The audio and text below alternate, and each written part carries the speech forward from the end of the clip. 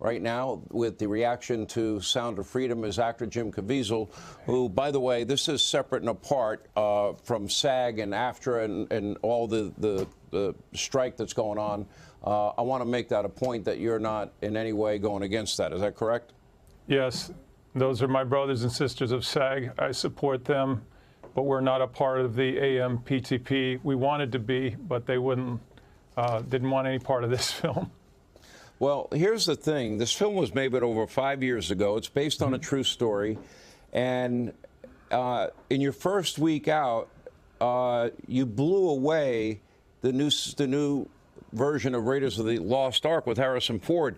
Your second week, you did better, a 37% increase in theaters, and you have far less theaters than all these other movies over your first weekend. That means to me, Jim Caviezel, and we've been friends a long time, that word of mouth is echoing all across the country. I found this to be a powerful movie that everybody needs to see.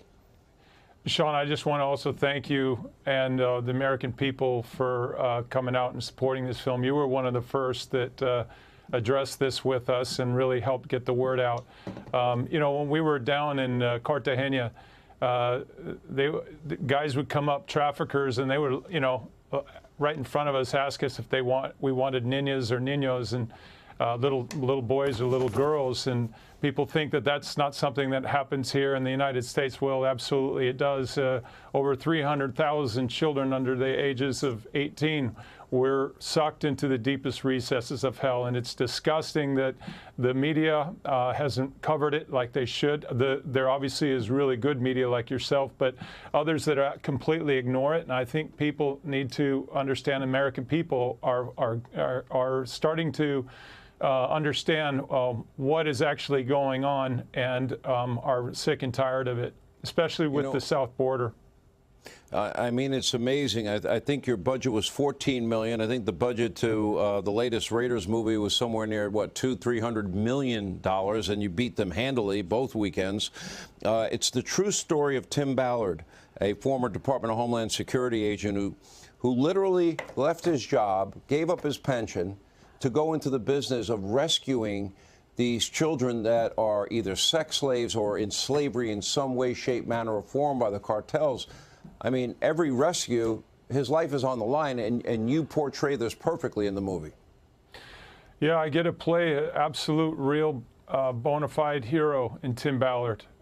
He, you know, did everything that you read about in the Gospels, where he essentially, like the character I played, Jesus, in the Passion, he tells us, that was you know, a kind of popular movie too that you played. That was I also still watch it controversial twice a year at least. But he sold everything he had to go down there and to find that one precious pearl, which is this little girl. And I think Americans understand that they also have precious pearls in their children, and they don't want them taken.